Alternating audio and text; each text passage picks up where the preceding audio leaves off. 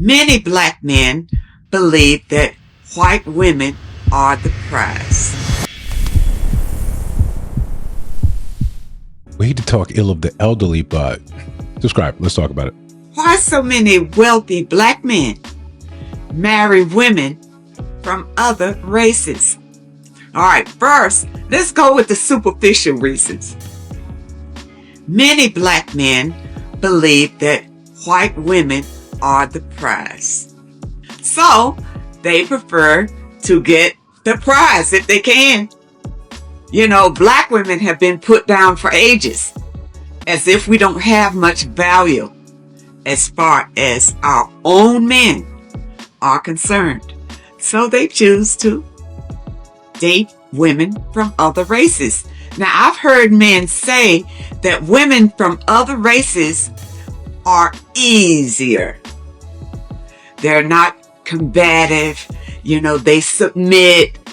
Their man is everything. They take care of him. The thing about that is black women do that too. Like I said, the superficial reasons. Now, the other superficial reason, I think it comes from slavery, because the white woman has always been forbidden fruit to the black man. So if they can get a white woman or marry a white woman, now they feel uplifted.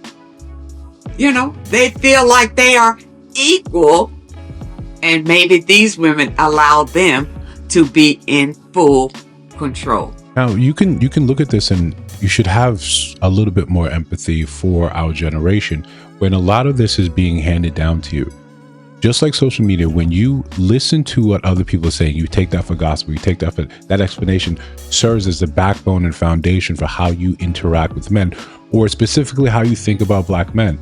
And we get why there's sort of this disconnect. When you don't look at the facts, and this is why we like data, we like stats. When you don't look at the facts, all you're left with is what feels good and what someone that you've trusted, or you trust implicitly what they say. You trust them to do the research. You look at people in authority positions and we give them the benefit of the doubt that they know what they're talking about, that they got there because they deserved it. Your boss at work, you can remember the first time you realized, oh, you're just an idiot like me. You just happen to probably have been here longer or have better connections than me. What grandma is saying here is just factually wrong. You want to first of all look at how you're looking at wealthy men and saying, well, they marry out. A small percentage of wealthy men marry out. As income increases, race loyalty also increases. And this is across the board for all races. This is just what happens. What you see, just like everything else, you see an example. You see one thing happen, 2, 3, 4, 5, even 10. And you think this is the whole. You think this is actually how it works, because the world will focus on this and then show it to you in your face and use that to make your self-esteem greater. The reality is very much different. And let's say, like we often do, let's give you that. Let's say, yes, wealthy men are exclusively marrying out. We know it's false, but they're exclusively marrying out, for example. There's still such a minority. There's still such a minority. If you're saying that of the men that are married, 85+% of them are married to black women, why is that not the fact? Why is that not the stat that you hang your hat on? Why is that not the thing that you have actually this feeling based around and saying, no, our men do right by us. Those that are getting married are usually going to be married to a black woman. Just like that. That is more factually in line. But the problem is when your focus is saying, I don't really see you. If you're an average man, if you're not above average, if you're not Superman, I don't see Clark Kent. I don't notice him.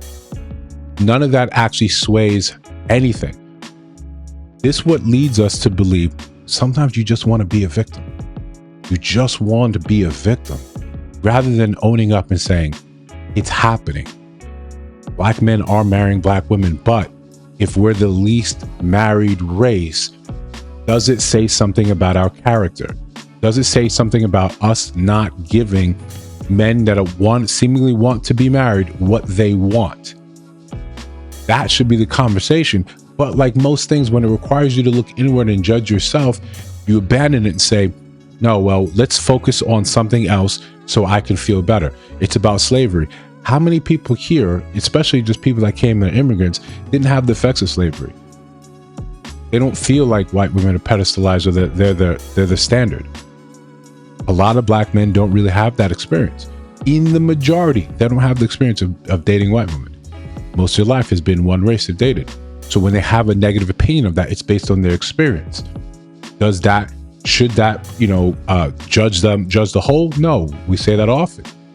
But when we don't look at our actual real lived experience and data that backs this up, all you're left with feelings.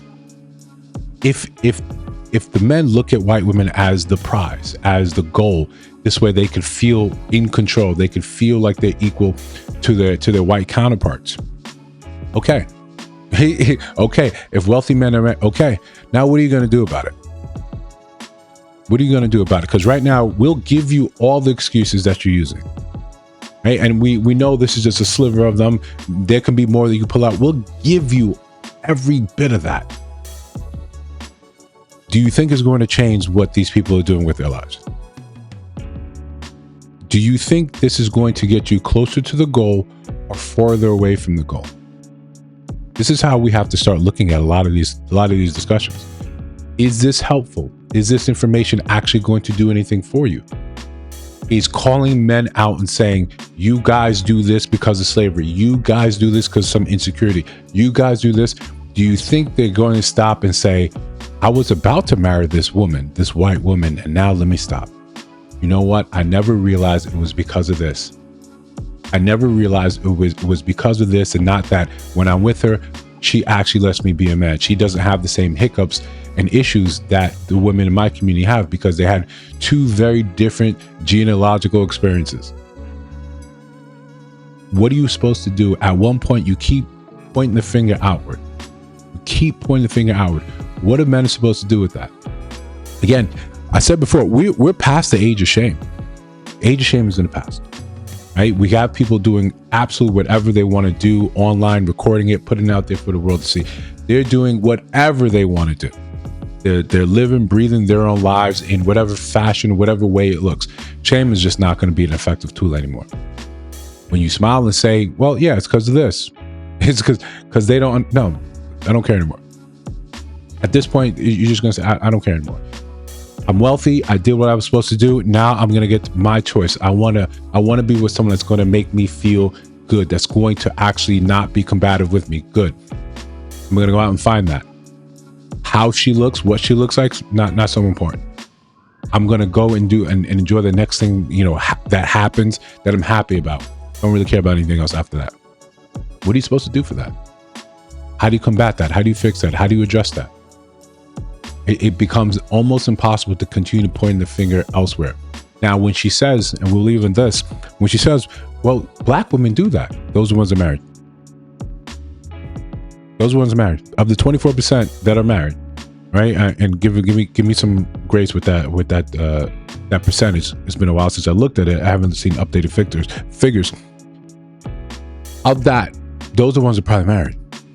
The ones that are married and stay married, yeah, they know how to work with the men in whatever fashion that looks like, collaborative or not, 100% of bills or 50% of bills or somewhere in between of that. They know that it's going to be better together, and they let their man be their man. Their man lets them be their woman. That's what's happening. What the data would tell us is that if black men want to marry, and by evidence of that, of them marrying out, also in addition to marrying black women, in 85, then it would say that there's something wrong with the product. And men are looking and saying, there's the product isn't what I want, or the institution behind it isn't propping it up, isn't enough for me to make this decision.